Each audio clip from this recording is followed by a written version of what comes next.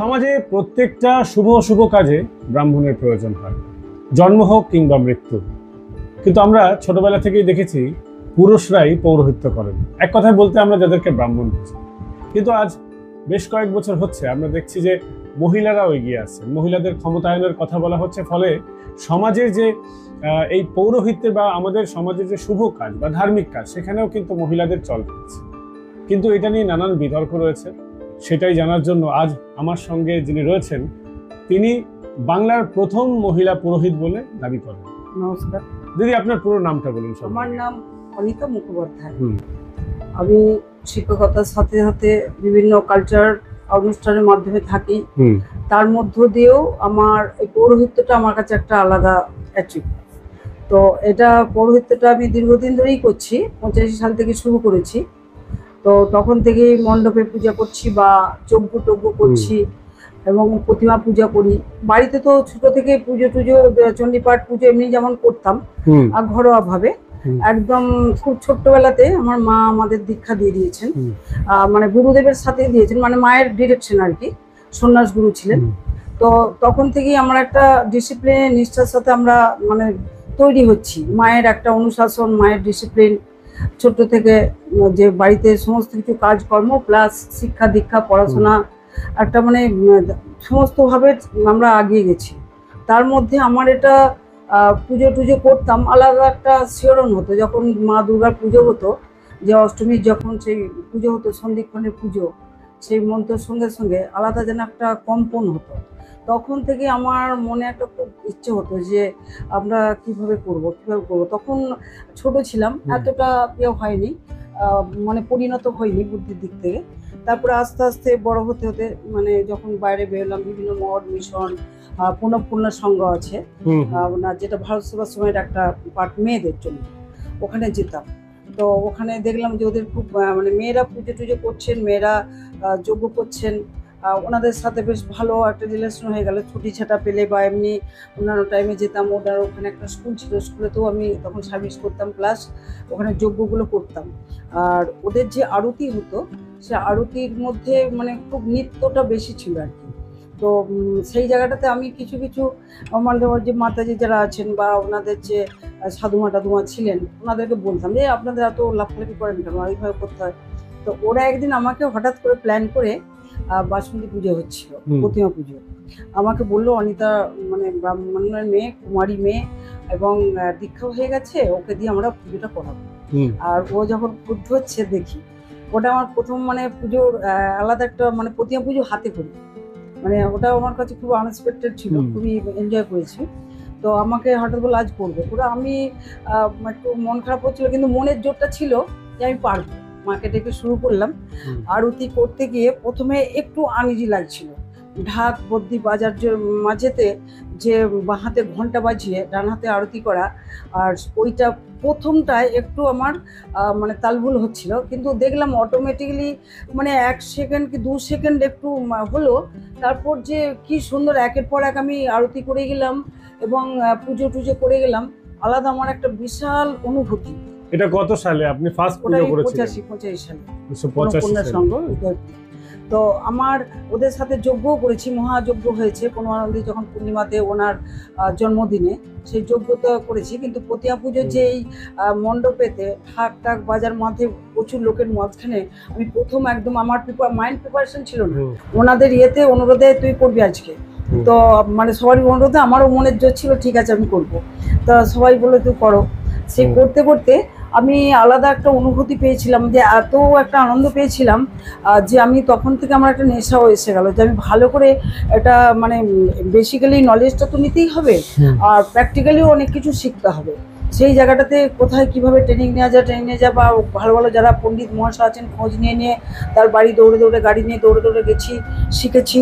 Plus ট্রেনিংও একটা শোভাবাজারে ওখানে training হতো, জেনে ওখানে ক্লাস করেছি 3টা বছর, পরীক্ষা দিয়েছি, ভালো রেজাল্ট করেছি। কিন্তু ওখানে যা কিছু গ্রামাটিক্যালি শেখাতে হতো তাই শিখতাম, কিন্তু প্র্যাকটিক্যালি ব্যাপারগুলো নিজে নিজে করতাম, কিছু জনের কাছে জেনে নিতাম, এইভাবে শিখে শিখে। তো ওইখান থেকে একটা অফার পেয়ে গেলাম পুজো। তো ওই যে হাতে খড়ি হওয়ার পর পুজোর একটা অফার পেলাম যে আপনার কি ডিমান্ড? আমার ডিমান্ড শুধু পূজা করা। তো পুজো করতে গেলাম, মধ্যমগ্রামে প্রথম শুরু করলাম, তারপরে তার আগেও করেছি অনেক। করার পর থেকে দেখলাম যে স্পটে নেমে কত কি অভিজ্ঞতা হলো, আলাদা ফিলিংস, সেটা ভোলার নয় বা সবাইকে বলা যাবে না। ওটা যারা এইভাবে সাত্বিকতা মেনটেন করে করেন ওনারাই বুঝবেন। আর সেই জায়গাটা আমি তো ফিল করি, যার জন্য আমার একটা নেশা এসে গেল যে আমি একটা মণ্ডপে বসে বিশেষ মুহূর্তে বিশেষভাবে যদি আমি মনোযোগ সহকারে সেই পূজা পাঠ করি, আলাদা একটা মনোনিবেশ দিয়ে আলাদা ফিলিংস। তো এটা আমরা ব্রাহ্মণের বাড়ি জন্মেছি, প্লাস এটা ছোটো থেকে কালচার আছে, মা বাবার কাছে শেখার, আমাদের বাড়িতে একটা কালচার ছিল, আছে। তো এটাকে ধারাবাহিকতা রাখতে চাই। 2 নম্বর হচ্ছে, আমি যেটা একটা দেখলাম, বৈদিক যুগে মেয়েরা করতেন, তো তাদের পৈতে হয়েছে, তারা পুজো করতেন। পুরুষ সাহিত্য সমাজে মেয়েদেরকে নানাভাবে ডমিনেট করে দিয়ে রাখা হলো, দিয়ে তাদের প্রতি একটা সেই কি বলবো, ভয়ে ভিত্তিতে মানুষ একটা যে যার চুপচাপ হয়ে গেল। কিন্তু সেই জায়গাটাকে আবার আমরা ঘুরিয়ে আনতে চাইছি, যে মেয়েরা সব কিছু করছে। নারীর শক্তি এবং পুরুষের শক্তি দুজনের সংমিশ্রণে মিলিত হয়ে যদি আমরা সহযোগী হয়ে একসাথে কিছু করি, তবেই সেই জায়গাটা ভালো হবে। এই জায়গাটা সকলে বুঝেও বোঝে না। আর কিন্তু আজকে মহিলারা পুজো করবে, কালকে অন্য বর্ণের মানুষরা বলবে পুজো করব, তাহলে তো হয়তো ব্রাহ্মণদের যে আমাদের চিরাচরিত সমাজ ব্যবস্থা ভেঙে যাবে। না, সেটা নয়। আমি যেটা বলতে চাইছি, ব্রাহ্মণের বাড়িতে আমি জন্মেছি বলেই যে আমি ভালো একজন মানে পুজো করার জন্য ব্রাহ্মণ, তাই নয়। ব্রাহ্মণ্যত্ব অর্জন করতে গেলে এক একটা সংস্কার আছে। সংস্কার মানে অনেকে ওটাকে অন্যভাবে নেয়। আমি কিছু পণ্ডিতের সাথেও কথা বলেছি, জানি না কেমন পণ্ডিত, উনি কিন্তু সংস্কার মানে একটা সেই খারাপভাবে নিচ্ছিলেন। তো আমি বললাম, দেখুন আমি ডিবেটে যাব না। আর 2 নম্বর হচ্ছে, সংস্কার মিন এখানে বাংলা ভাষাটা এতই সুন্দর, বাংলা ভাষাটা সংস্কৃত থেকে এসেছে, প্লাস হচ্ছে বাংলা ভাষার একটা কথা থেকে অনেক সুন্দর সুন্দর মানে আছে। আর বাংলা ভাষার মতো আভিজাত্য ভাষা কোথাও নেই, মানুষ এগুলো ছেলেখেলা করছে, তাই বাংলা ভাষা আছে। তো সেই জায়গা থেকে আমি বললাম, সংস্কার হচ্ছে উন্নীত হওয়া। আমি ধাপে ধাপে এক একটা সংস্কার নিয়ে উন্নীত হয়ে আমি ব্রাহ্মণত্ব অর্জন করব। আবার পৈতেটা ধরুন, আমার পৈতে হয়েছে, আমি পৈতের যে 9টা খি আছে ব্রাহ্মণের, ওগুলো এক একটা মানে জাতির এক একটা খি থাকে, আমি সেটা যাচ্ছি না, আমি আমারটাই বলছি। তো সেই জায়গার যে 9টা যে নবগুণে একজন ব্রাহ্মণ হয়, সেই 9টা গুণ আমি খুব হার্ট অ্যান্ড সোল চেষ্টা করছি মেনটেন করার, বা আগামী দিনে সেটাকে সেই গুণগুলো অর্জন করার চেষ্টা করে যাচ্ছি। তো আশা করি যে এই চেষ্টাটা যদি করে যেতে পারি, একদিন না একদিন সফল হব। চেষ্টা করছি, চেষ্টা রাখছি। আর 2 নম্বর হচ্ছে, যারা অনেকেই ব্রাহ্মণের বাড়ি জন্মায়নি করছেন, সেটা তাদের ব্যাপার। ওনারা যদি সেইভাবে কিছু সংস্কারে উন্নীত হন, ওনারা করবেন। কিন্তু আলটিমেটলি আমি চাই মেয়েরা জাগুক, মেয়েদের চেতনা আসুক, ছেলেদেরও আসুক। সকলে মিলেমিশে যদি আমরা মেয়েদেরকেও সম্মান দিই, আমরা যদি ছেলেদেরকেও সম্মান দিই, দিয়ে আমরা পুজো করতে গেলে পুজোর জায়গাটা ঠিক রাখতে হবে। সাত্বিকতা মেনটেন অবশ্যই করতে হবে। আমার মিনিমাম কিছু নলেজও রাখতে হবে। আমি কথায় কথায় যদি বলি, কেউ কেউ বলে ব্রহ্মজ্ঞান হয়ে গেছে সেই জন্য করছি। ব্রহ্মজ্ঞান এত সোজা নয়, আমি কোনোদিন বলতে পারবো না। ব্রহ্মজ্ঞান হওয়াটা অনেক কঠিন। ব্রহ্মজ্ঞান হতে গেলে আমাকে ফার্স্ট গীতা চণ্ডীটাকে গুলে খেতে হবে, তার থেকে আমাকে ব্রহ্মজ্ঞান অর্জন করতে হবে।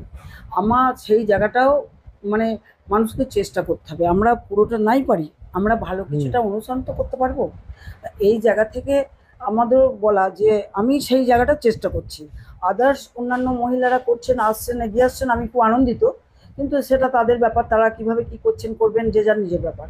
আমি আমার ব্যাপারটা আমি এইগুলো চেষ্টা করছি। আমার মায়ের শেখানো পথে আমি আগিয়েছি। যা কিছু ভালো কিছু শিক্ষা মায়ের কাছে পেয়েছি, বাবার কাছে, বাড়ি থেকে পেয়েছি, সেই কালচারটা আমাদের বাড়িতে আছে আজও। দাদা দিদিরা সবার কাছে সেই নিয়ে এখন চলছি। আগামী দিনে আশা করি আপনাদের প্রত্যেকের সহযোগিতা পাবো, আন্তরিকতা পাবো। একটা মেয়েরা পুজো করতে গেলে এখন অনেক অনেক বাধা। আমরা যেখানেই যাচ্ছি, আমি যতই হাই এডুকেটেড হই, যতই ভালো বৈদিক মন্ত্র পাঠ করি, যতই সংস্কৃতে ভালো উচ্চারণ করতে পারি, কিন্তু আমরা মেয়ে। আমাদের আলটিমেটলি একটা আমাদেরকে রেজাল্ট দিচ্ছে কি মেয়ে, মানে একটা অবজ্ঞা ভরে। এই জায়গাটা খুব খারাপ লাগে। আমি প্রচুর স্ট্রাগল করছি। আমি চাইছি অনেক মেয়েরা, শিক্ষিত মেয়েরা, তারা সুশিক্ষিত হয়ে সঠিক পদ্ধতি মেনে আসুক এবং মেয়েরা এগিয়ে আসুক। আমি চাইছি ছেলেরাও যেমন আছেন থাক, আমরাও থাকবো। তো এই জায়গাটা প্রত্যেকের আন্তরিকতা না হলে হবে না। তো এই জন্যে ব্রাহ্মণত্ব অর্জন শাস্ত্রে একটা জিনিস জানতে চাইবো, সেটা হচ্ছে শাস্ত্রে কোথায় লেখা আছে যে মেয়েরাও পুজো করতে পারে? শাস্ত্রে কি কোথাও উল্লেখ আছে? একদম একদম একদম এই জন্য শাস্ত্র তো একটা দুটো আপনার ওই পাতি বই নয়, যে ট্রেনে বিক্রি করে সেগুলো না ভালো বা ভালো কোন বই। শাস্ত্রে কোথায় উল্লেখ আছে শুনুন, আপনি যদি এইভাবে বলেন? আমি মেনশন করে বললেই এক্ষুনি সব জায়গা আসবে। এই যে এটার জন্য পড়তে হবে। হুম। যারা তা দেখবেন কোথায় পড়বে আচ্ছা, সেটাই তো জানতে চাইছি। ব্রাহ্মণকে বলতো, ব্রাহ্মণরা আগেকার দিনে পুরো লাইব্রেরি ঘেঁটে ফেলতো, পড়তো, বেদ পাঠ করতো, সেই জন্যই এক একটা স্তর বিন্যাস হয়েছে সেইভাবে।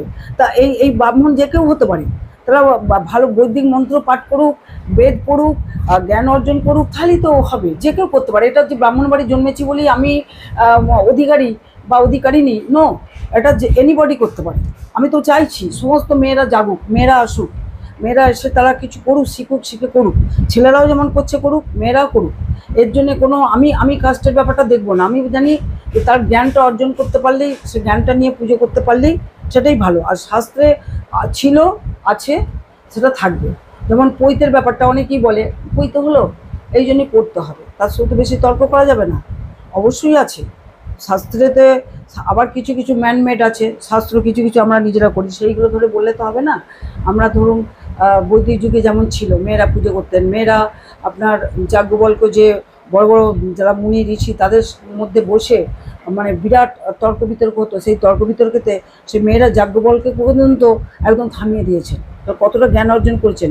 26 জন মহিলা ছিল বৈদিক যুগে মুনি ঋষি। আপনি বলুন তো তাহলে, শাস্ত্র বাদ দিন, আপনি ছিল কি না? সেই জায়গাটা ভালো করে জানতে হবে। যারা বড় বড় পণ্ডিত আছেন, বইয়েতে লেখা আছে দেখবেন, কিছু হলে মেয়েদের মেয়েদের অন্নপ্রাশন করাতে নেই, মেয়েদের জন্মদিন পালন করতে নেই, কিন্তু বইয়েতে আছে। ভালো ভালো বইগুলো পড়লেই পাবে। তারা একটু পড়াশোনা করুক না, আমি বলে দিয়ে কেন ইজি করে দেবো? তারা পড়াশোনা করুক, যাদের জানবার ইচ্ছা হবে।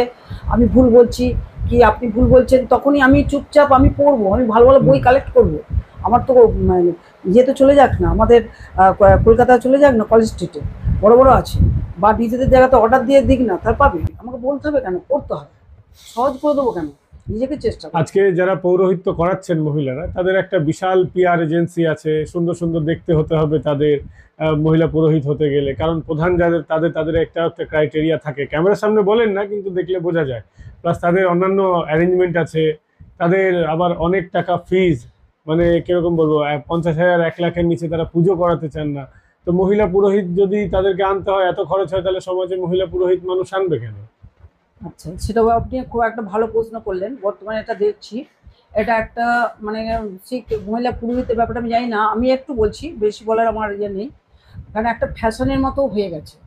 আমি যখন মানে দেখতে ভালো হতে হবে এগুলো ঠিক না, তার গুণ টুনগুলো ভেতরে থাকতে হবে। আমি এর আগে একটা জায়গায় সাক্ষাৎকার দিয়েছিলাম, যে প্রত্যেকের কাছে আবেদন রেখেছি, সমস্ত গুণী ব্যক্তিদের কাছে, ভাই বোন প্রত্যেকের কাছে আবেদন রেখেছি, সকলে মিলে মিলেমিশে করুন, সুযোগ দিন।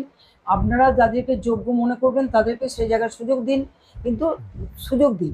তা বলে বাজারে যে ওই ফ্যাশনেবল মানে, যেমন ফ্যাশন শো একটা হয়, আপনি যেটা বললেন খুব সুন্দর, এটা বর্তমানে দেখছি আমরাও, এটা এখন হচ্ছে বর্তমানে। ওই চাকচিক্যর ব্যাপারটা থাকে, তারাও নেবে।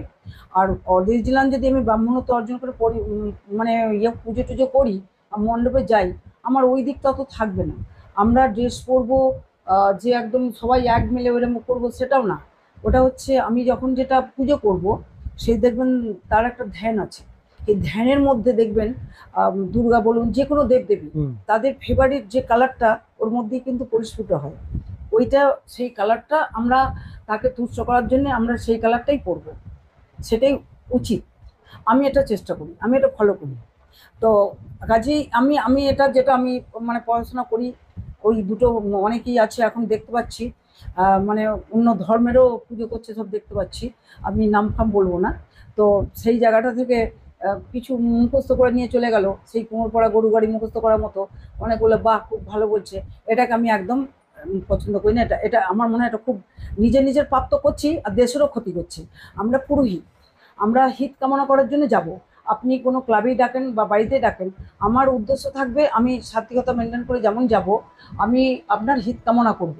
যখনই আপনাকে নিয়ে প্রথম পুজো করতে যাবো, সংকল্পে বসবো, আপনার বাড়িতে আমি এই করব, সংকল্পিত করলাম, পরে আপনার হিত কামনা করলাম। আপনার হিত কামনা করলে তবে তো আমার হিত কামনা, আমার তো হিত হবে যেটুকু হবার। আমি মঙ্গলাচরণ করলে, আমি কারো মঙ্গল কামনা করলে, পুজো করলে তবেই তো আমার ভালো হবে। কিন্তু এখন তো এটা আমরা অনেকেই ওই জায়গা থেকে ছিটকে কট লাইনে চলে যাচ্ছি। এই জায়গাটা তখন ভুল অনেক হচ্ছে। আপনার প্রশ্নটা খুব রাইট বলেছেন। এগুলো লোক আছে অনেক সময় যেমন বলে যে মানে বিভিন্ন সেটা আমি আর ক্লিয়ার করে বলছি না, যে ভ্যারাইটি মানুষের ভ্যারাইটি ইয়েও আছে, ডিমান্ড আছে। তো কাজেই সেই জায়গাটা বুঝতে হবে। এই জন্য আপনি পুজো করাতে গেলেও মানে আপনাকেও নলেজ থাকতে হবে যে উনি ঠিকঠাক করছেন কিনা। আমি তাকে সেই মুহূর্তে অপমান করবো না, আমি তাকে কিছু প্রশ্ন করলেই পেয়ে যাব। আপনি আমার সামনে দাঁড়ালেন, আমি হয়তো বলে দিলেন আপনি এই এই এই, আমি কিন্তু কয়েকটা আপনাকে প্রশ্ন থ্রো করবো, আপনার উত্তরে দিয়ে বুঝে নেবো আপনি এডুকেটেড কিনা আনএডুকেটেড কিনা। ওটা আপনার নিজস্ব কিছু থাকতে হবে, সেটা আপনি বুঝতে পারবেন। আমরা সাধারণ মানুষ যারা, তারা কি করব? পারবেন। ওটা ভিতরের শিক্ষা, ওটা ডিগ্রির শিক্ষা নেই। আমি double M A triple M A আছি বলে আমি বলছি না, আমি একজন টিচার বলে বলছি না, ওটা ডিগ্রি আমার ভিতরের শিক্ষা। একটা 4% যদি শিক্ষা থাকে, আজকে বিবেকানন্দ নেতাজি বলছেন তো যে কোনো রাজনীতিতে বলুন, যে কোনো সংগঠনই নেতা হতে আসুন, শিক্ষিত যুবক যুবতী অভিজ্ঞ প্রত্যেককে দরকার। এক্সপ্রেস হোল্ডার মানুষকেও দরকার, নবাগতদেরও দরকার। প্রত্যেককে সংমিশ্রণে একটা কাজ করতে হবে, কারুর বুদ্ধি, কারুর যুক্তি, কারুর পরিশ্রম, এই নিয়ে তবে কিছু দেশটা ভালোভাবে চলবে। আমি যদি ওই পুজোতেও ব্যবসা শুরু করি, আবার পুজো ব্যবসা করার পর আবার তাকেও বুঝতে হবে যে এই জায়গাটা ঠিক হচ্ছে কিনা, আমি সঠিক জায়গায় আসছি কিনা। সবসময় মিষ্টি কথা, ওই যেটা হচ্ছে মিষ্টি কথা, আপনার একটা যে পুজো করতে গেলে দেখতে ভালো হতে হবে না, তার একটা গেট আপটা আলাদা থাকবে। কিন্তু এমন হবে না যাকে সেই ধরুন একটা পুজো করতে বসেছেন, আপনি সেই বলি দেয় বা কাপালিকের মতো করে এলে একটু ভয় লাগে, আমাদেরও ভয় লাগে, আমার এখনো ভয় লাগে। হ্যাঁ, তো তারাপীঠে যার জন্য আমরা ওখানে গেলে গ্রুপ বেঁধে যাই। তারাপীঠেতে কিছু কিছু জায়গাতে একটু ভয় লাগে, সেগুলো একটু সেই তান্ত্রিকতা থাকে, যাদের একটা উগ্র ভাব থাকে। আমি স্কুলের টিচার যেমন আমার গেটআপ আলাদা থাকবে, আমি পুজো করতে যাব যখন আমার একটা সাত্বিকতা ভাব থাকবে। সব জায়গাতেও সেগুলো চলে না, এই জায়গাগুলো একটু নিশ্চয়ই সবারই নলেজ থাকা উচিত। আমি যদি সেখানে মানে একটা যে ড্রেসটা যে কালারটা ওখানে পুজোতে বা এতে চলে না, সেটা পরে, সেটা তাদের ব্যাপার, যে যা রুচি। আমি আমার ব্যাপার জিজ্ঞাসা করলে আমি বলতে পারি, আমি কে কি করছে কারোর সমালোচনা করি না, করবো না। আপনি প্রশ্ন করলেন বলে আমি আপনার প্রশ্নের উত্তরটা দিলাম, যে আমি আমার দিক থেকে এইটা করি। তা আমি নিজের মনে করি না, আমি পড়াশোনা করি, একটু যতটুকু মিনিমাম নলেজ আছে সেইটুকু দিয়ে চেষ্টা করি। আরেকটা বিষয় হচ্ছে যে আমরা যখন এমনি সাধারণভাবে পুরোহিত আনি, একজন আনলেই হয়ে যায়, তাদের আবার 4-5 জন ছাড়া তারা আসবে না। 4-5 জন হতে হবে, গান বাজনার অ্যারেঞ্জমেন্ট আছে, নানান রকমের তারপরে আমাদের ধরুন কোনো পূজায় এক একটা চণ্ডী পাঠ হোক বা একটা পাঁচালি থাকে, তারা আবার সেটা মানতে চান না। তাদের আবার বলছেন তাদের নিজস্ব আলাদা সংবিধান আছে, মানে তাদের নিজস্ব বই আছে, তারা বলেন যে বৈদিক মতে বা তাদের মত ছাড়া তারা পুজো করার না। এই যে কনফ্লিক্টটা হচ্ছে, আমরা তো বুঝতে পারছি না যে কে সঠিক কে বেঠিক। আচ্ছা, যেটা বললেন বৈদিক মতে, এটা আমি দেখি অনেকেরই শুনেছি, বৈদিক মত। আরে বৈদিক মানেটা কি? বেদ তো পড়তেই হবে। আপনি তাদের ঋগ্বেদী করেন, যজুর্বেদী করেন, সামবেদী করেন, বেদ তো আসতেই তো হবে। যেমন ধরুন মা দুর্গার যদি আমরা করি, আমরা চণ্ডী পাঠটা জানি, বেদে কোথাও দুর্গার উল্লেখ নেই বলেই জানি। যদি আমি ভুল হই আপনি আমাকে ঠিক করে দেবেন। তো সেই ক্ষেত্রে চণ্ডী পাঠ, তারা সেখানে বলছে যে না, চণ্ডী পাঠ করা, চণ্ডী পাঠ হবে না, আমরা ওই বৈদিক মন্ত্র থেকে মা দুর্গাকে আহ্বান করবো। এই যে একটা ক্ল্যাশটা আমি বলছি। দুর্গা মা তো আছে, অনেক দিক থেকে আছে। আপনি দেখবেন মহেন্দ্রদার তো ওখানেও দেখবেন নানাভাবে আছে। আমার কথা হচ্ছে যে চণ্ডী পাঠটা হচ্ছে, ওটা তো একটা মানে আমরা কি বলি, আমাদের জপ, ওটা একটা জপ। অনেকে চণ্ডী দেখবেন খুব সুর করে পড়ে, জানি না কেন পড়েন। চণ্ডীটা কিন্তু মানে সুর আসে না, চণ্ডী হচ্ছে জপ। আপনার ওটা ছন্দ থাকবে, আপনার একটা যে রিদিম থাকে, যেটাকে বলে রিদিম, আপনার সেইটা থাকবে, সেটা সুর নয়। আর একটা যেটা থাকবে স্পষ্ট উচ্চারণ, অ্যান্ড সাউন্ডটা মিডিয়াম থাকবে। মানে বীরেন্দ্রকৃষ্ণ ভদ্র যেভাবে করেন সেটা কি সঠিক নয়? বীরেন্দ্রকৃষ্ণ ভদ্রের সঙ্গে তুলনা করছি না, উনি ঠিকই বলেন, উনি কিন্তু সুর করেন না, ওটা ভুল হয় নাকি, উনি ঠিক পড়েন, উনি মানে কি বলবো, উনি তো কোনো অনুষ্ঠানে পড়েন না, উনি একটা রেডিওতে দিয়েছেন। অনুষ্ঠানে করতে গেলে তার অনেক কিছু মানে সিস্টেম আছে, সেটা বলছি একটু আপনাকে। বীরেন্দ্রকৃষ্ণ ভদ্র তো সুর করেন না, উনি তেজের সঙ্গে পড়ে যান, দেখবেন আপনি একদিন যদি পড়েন বা কোনোদিন সুযোগ পাই, আমিও পড়বো, আমি তো কোনো সুর করবো না, বা আপনাকেও বলে দেবো করবেন, দেখবেন ঠিক ওই টোনটাই আসে, মনে হয় পড়ছি, ওটা আলাদা টোন, ওটা কিন্তু সুর নয়। বীরেন্দ্রকৃষ্ণ যেটা পড়েন না, আপনি বলছেন গানের মতন করে হবে না, উনি তেজের সঙ্গে পড়েন, বীরেন্দ্রকৃষ্ণ সঠিক পড়েন। উনি তেজের সঙ্গে ধরুন, আপনি আমার এখনই বলছি, আমার ভিতরে একটা কেমন রোমাঞ্চকর ব্যাপার হচ্ছে। চণ্ডীর কথা বললে আমার একটা কেমন ফিলিংস হয়। এই যে জিনিসটা হচ্ছে, মানে এতক্ষণ হয়নি চণ্ডীর কথা বললে, আপনি যখন বধ হচ্ছে, আপনার বধের ব্যাপারে যখন থাকছে তখন তখন আর তার তার যে সেই মানসিকতার ব্যাপারটা তেজ থাকে সেই মন্ত্রের মধ্যে আসছে, কিন্তু সেই তেজটা মানুষের কাছে কিন্তু বলছেন, মানে সেইভাবে উপস্থাপনা করছেন, মানুষকে সেই সময় করছে। কোনো কিছু আপনি কোনো জায়গায় যদি আবৃত্তি করেন, অনেকে তো এখন হাত পা নাড়ে, আপনার ওটা মুখের ভাষাতে যাবে, কোনো মুভমেন্ট হবে বলে আমার মনে হয় না, জানি না কেন করেন। তো মুখের ভাষাতেই আপনি কেঁদে যাবেন, মুখের ভাষাতেই আপনার হাসি পাবে, মুখের ভাষাতেই আপনি মনে হবে আমি আফ্রিকার জঙ্গলে চলে গেছি। তা এই এই এই যে এই ব্যাপারটা থাকতে হবে, নিজস্বতা, আপনার যে সেই জায়গাটাকে আপনি স্প্রেড করবেন, উপস্থাপনাটা থাকবে, আপনার স্পষ্ট উচ্চারণ থাকবে এবং সেই মুভমেন্টটা থাকবে। যখন আমি সেই জায়গাটা থাকে বলেই আমাদের গায়ে কাঁটা দিয়ে ওঠে, আমরা মনোযোগ সহকারে শুনি, আমাদের সেই বীরেন্দ্র কৃষ্ণ ভদ্রের সেই ভলিউম, তার উচ্চারণ, তার সেই ছন্দ এবং গায়ে কাঁটা দিয়ে উঠবে, যেন মনে হচ্ছে মা, আমরা দেখতে পাচ্ছি মা সে যুদ্ধ করছেন, ত্রিশূল দিয়ে এসে মারছেন, বধ করছেন। তারপর যখন সেই বধ করে যখন মায়ের সেই প্রত্যেকেই যখন নারায়ণ স্তুতি করছেন, সেই সময়ের সুরটা দেখবেন আবার আলাদা একটা মিষ্টি সুন্দর সুর, মা বর প্রদান করছে, সে আলাদাই যে আপনাকে বলছি আমার গোটা গা একটা আলাদা কাঁটা দিয়ে উঠছে। এই চণ্ডীপাঠটা করতে গেলে চণ্ডীর মধ্যে ঢুকে যেতে হবে, গীতা পাঠ করতে বললে গীতা ঢুকে যেতে, গীতাতেও ছন্দ আছে, তবু গীতা একটু মানে গীতা মানে গীত মানে গান, একটু আপনি গানে হালকা সুর লাগাতে পারেন, কিন্তু আপনি সেই ছন্দ মিলিয়ে আপনাকে করতে হবে, ছন্দ ভাগ করে করতে হবে আপনাকে। এক একটা ওয়ার্ড ওর সঙ্গে দেখবেন একসঙ্গে লাগোয়া দুটো তিনটে ওয়ার্ড থাকে, সেই মিনিংগুলো জেনে আমাকে ওয়ার্ড অনুযায়ী আমাকে ছন্দগুলো করতে হবে।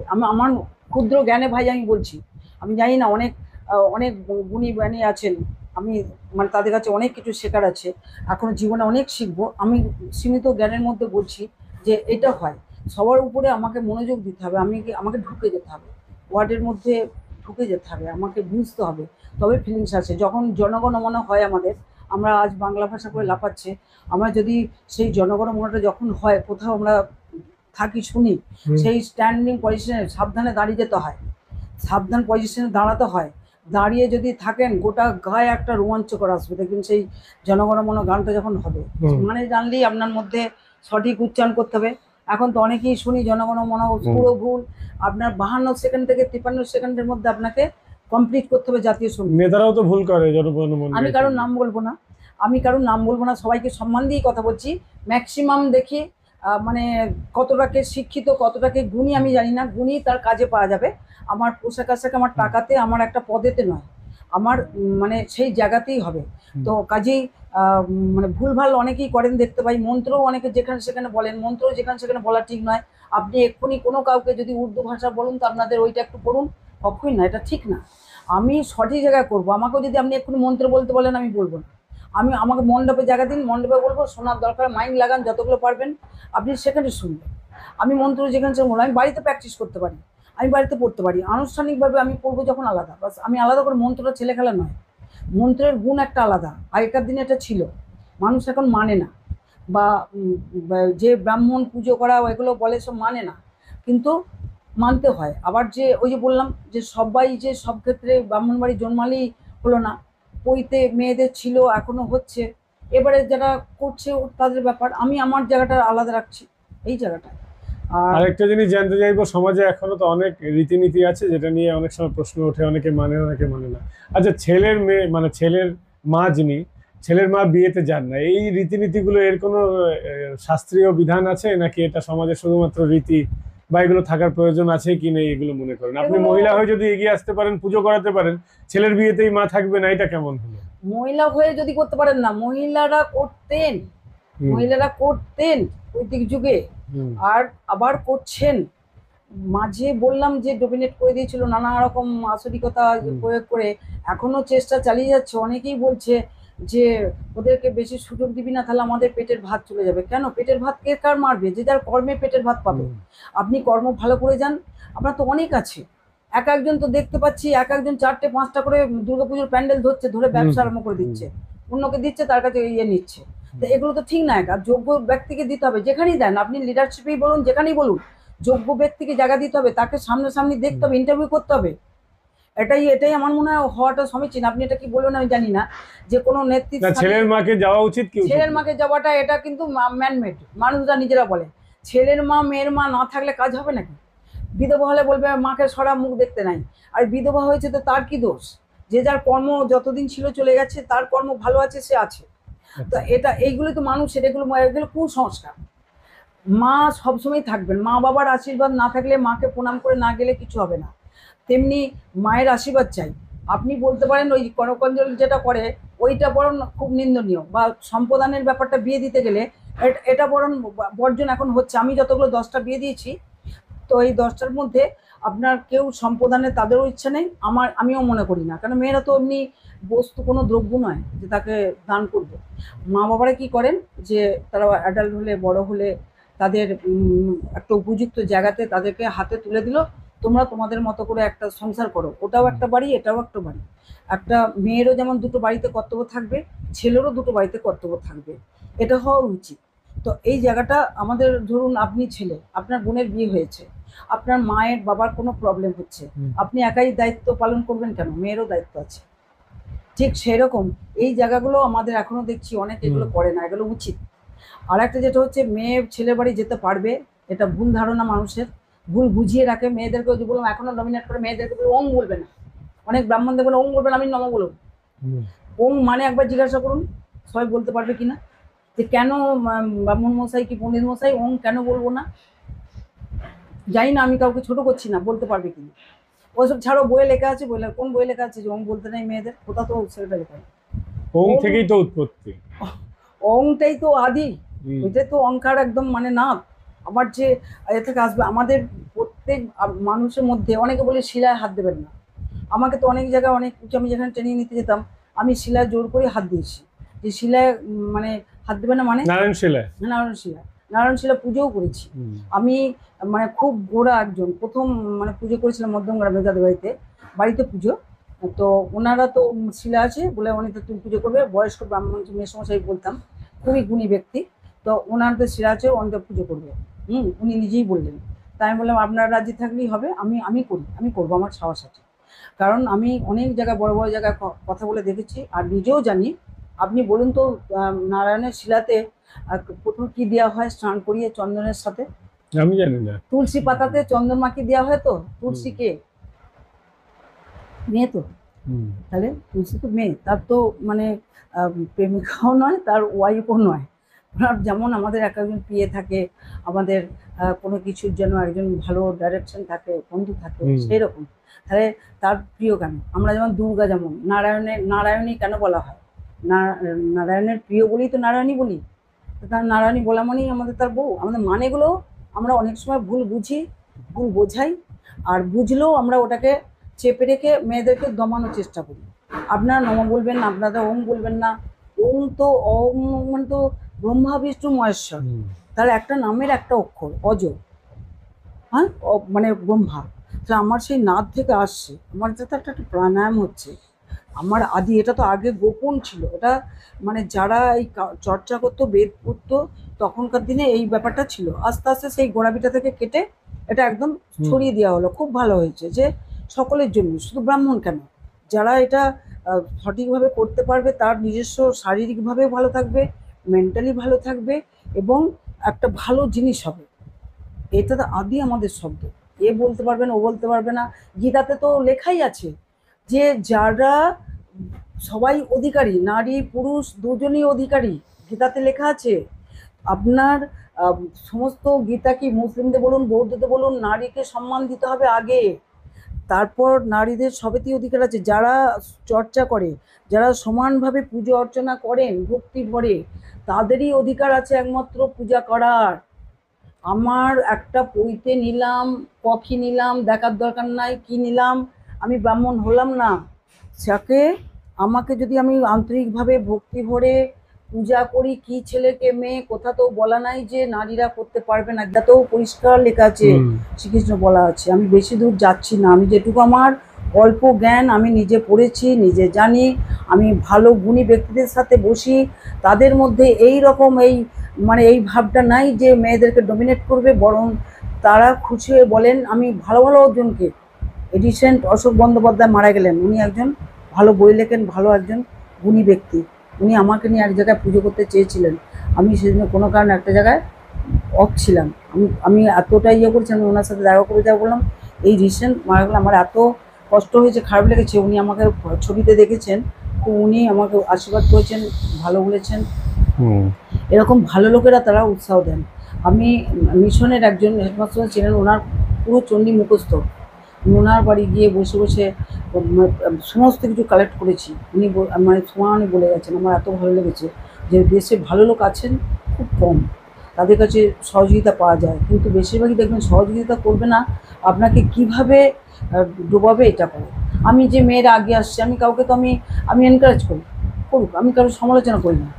এবারে আপনি প্রশ্ন করলেন ড্রেস দেখতে ভালো, আমি সেটা বললাম যে না, এটা কোনো ব্যাপার না, দেখতে ভালো হতে হবে বা এই এরকম একই ইয়ে করতে। আর গানটা যেটা আছে পুরাণ থেকে আমরা দেখি যে দুর্গাপুজোর সময় ধরুন আমার একটা ক্লাসিক গান আছে, মানে মায়ের সেই এই রাগ ভৈরবী, দুপুরের সময় এই রাগটা হবে, আপনার ভোরের দিকে এই রাগ হবে, যখন মায়ের দুর্গার ঘট তুলতে যাচ্ছি সেই সময়টাতে একটা রাগ বাজবে, এরকম একটা আছে।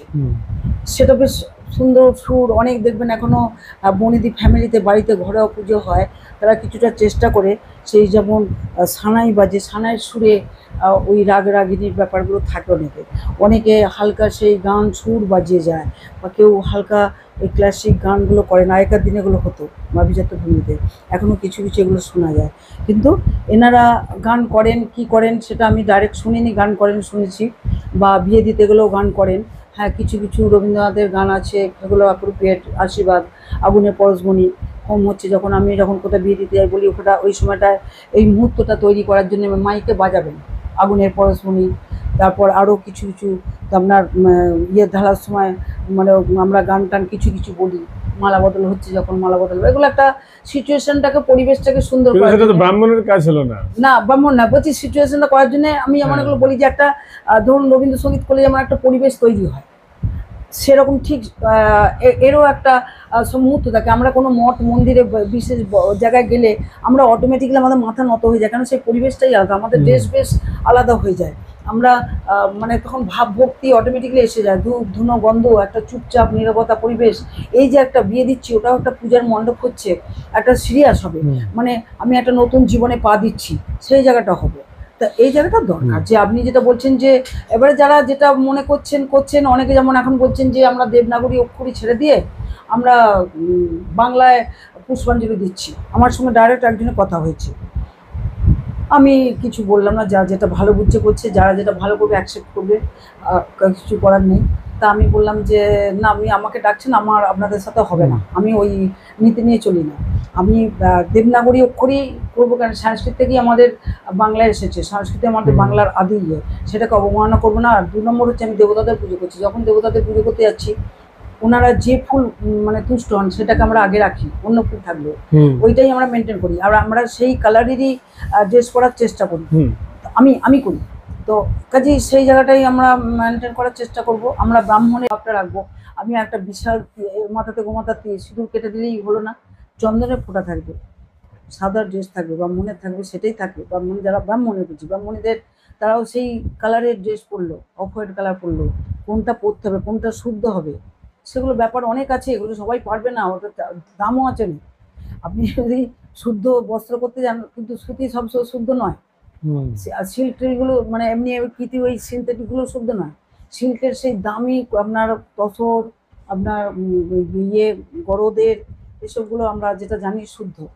তো এখন তো অনেক রকমই হচ্ছে, তো কলিযুগে সব কিছু হবে, তার মধ্যেও যারা ঠিক করবে তারা একটা পিউরিফাইড হয়ে আসবে। তো আমরা চেষ্টা করব যতটা পারবো সঠিকভাবে চলার। ভুল কি মানুষের মধ্যে হয় না? হয়। ভুলটা হলে আবার আমরা শোধরাবার চেষ্টা করব, এটাই তো আমাদের কথা। আচ্ছা, এখনো বহু মন্দিরে মহিলাদের ঢুকতে দেওয়া হয় না, বা মাসের বেশ কয়েকটা দিন মহিলাদের মন্দিরে যাওয়াটা পারিবারিকভাবে নিষিদ্ধ থাকে, এটার কোনো শাস্ত্রীয় বিধান আছে নাকি এটাও মানুষ নিজেরা তৈরি করেছে? এটা ম্যানমেড, আমি বলে দিচ্ছি। মেয়ে এই যে ব্যাপারটা যে কিছু এগুলো এই মেয়েদেরকে ডমিনেট করার জন্য এগুলো কিছু মানুষরাই করে। বাড়িতে তো মায়েরাই দেখি। আমরা তো বলছি, আমি তো আপনাকে এক কথা বললাম যে গীতাতেই আছে যে যারা আন্তরিকভাবে ভক্তি ভরে আমার পূজা করবে, আমাকে স্মরণ করবেন, তাদেরই পূজা করার অধিকার আছে। তারপরে কোনো ভরং দরকার নেই, কোনো কিছু, কেন কোথাও সরাবে না। এখন তো অনেক জায়গায় এটাও হয়েছে, আপনি নিশ্চয়ই জানেন বা পেপারেও দিয়েছিল, তামিলনাড়ুর দিকে কোনো জায়গায় ব্রাহ্মণ বাড়ির মেয়েদের দুজন তারা বোন, তাদেরকে গর্ভ গিয়ে পূজা করার অধিকার পেয়েছে তারা। তার বোনকে দিয়েছে, বলেছে 6 মাস আপনারা করুন, তারপর আপনাদের অ্যাসিস্ট্যান্ট দেবো। আপনাদেরকে প্রথমে সব কিছুই করে নিতে হবে, তাদেরকে এটা মানে তৈরি করছে। সেটা হচ্ছে আমি সাই বাবার ওখানে যাই, ওখানেও মহিলা আসেন গাড়ি করে, ওদের মানে একদম গভর্নমেন্ট থেকেই করা আছে। উনি এসে পূজা করেন, ওনাদের কিছু মহিলারা ওই গায়ত্রী মাতা মন্দিরে, তো মেয়েরা এই সমস্ত কিছু জোগাড় টোগাড় করে দিলেন, সমস্ত আলো পঞ্চপ্রদীপ ধরিয়ে দিচ্ছেন, উনি পূজা করলেন, আরতি করলেন, আবার প্রণাম করে চলে গেলেন গাড়িতে উঠে। ওনার এরকম আছে। তো সেই জায়গাটা সম্মান যথেষ্ট দেয়, যে জায়গা অনুপাতে এগুলো হচ্ছে। আর এগুলো ইচ্ছা করে মেয়েদের ঢুকতে দেবে না। আবার কোনো কোনো জায়গায় মেয়েদের মতো শাড়ি ধুতি পরে আছেন, তো আপনি আপনার মেয়েদের শাড়ি পরে আসুন, তাহলে কি বলবেন আপনি? মানে আমরা এটা দেখি অনেক জায়গাতে, তো এরকম। আবার কোনো জায়গায় ছেলেদের মতো ধুতি পরে যেতে হবে, এটা তো এটা তো নিজেদেরই হচ্ছে। আপনি এর মধ্যে কোনো কিছু আছে বলুন না, সায়েন্টিফিক ব্যাপার কি আপনার আধ্যাত্মিক ব্যাপার কিছু আপনি তো পয়েন্ট পাবেন না। যেমন ওং বলতে দিচ্ছে না, এখন অনেক জায়গায় দেখবেন তাদেরকে জিজ্ঞেস করি কেন বলতে দেয় না, জানেন না? বলে না।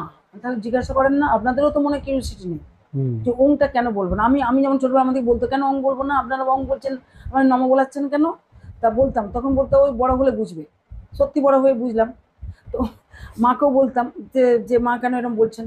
তো আমার মা খুব মানে অ্যাডভান্স শিক্ষিত, মা বলতেন যেটা এর জন্যই করছে, মেয়েদেরকে বলতে দেবে না বলে। কিন্তু আমার মা ওং বলতেন, আমরা বলতাম।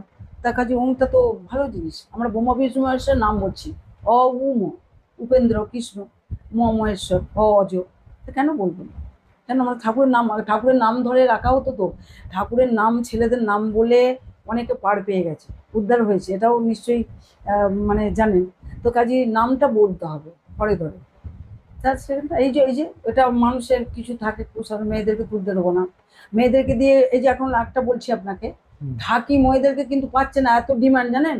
ওই যে নাচবে, ওইটা খুব ভালো লাগবে, কিন্তু মেয়েরা যদি আসনে বসে পুজো করে তখন আসন ছাড়বে না, সরিয়ে দেবে। এটা তো ঠিক না, এটা খুব বাজে জিনিস। অসংখ্য ধন্যবাদ অনিতা দি আপনাকে। দর্শক, এটা একটা অন্যরকম এপিসোড হলো। সাধারণত আমরা পলিটিক্যাল বিষয় নিয়ে বেশি আলোচনা করি, কিন্তু সমাজ তো একটা গুরুত্বপূর্ণ বিষয়। সামনে দুর্গাপুজো আসছে, সবটাই দরকার। দুর্গাপুজোতে দিদি খুব ভালো করে পুজো করান। দিদির নাম্বারটা নিচে দিয়ে দেবো, আপনাদের যদি মনে হয় যে তাকে ডাকা প্রয়োজন আছে একবার রাখুন, দেখতে পাবেন। ভালো থাকবেন, সুস্থ থাকবেন। আগামীকাল সকলে ভালো থাকুন, সকলের সুচেতনা নিয়ে, সুস্থ সংস্কৃতি মন নিয়ে আগিয়ে আসুন, এইটাই কামনা করবো মা দুর্গার কাছে। আগামী দিনে ভালো থাকুন, আপনিও ভালো থাকুন। আমার ভাইকে অনেক অনেক ধন্যবাদ, ভাইয়ের আগামী দিন অনেক ভালো হোক, এটা আমিও কামনা করি মা দুর্গার কাছে।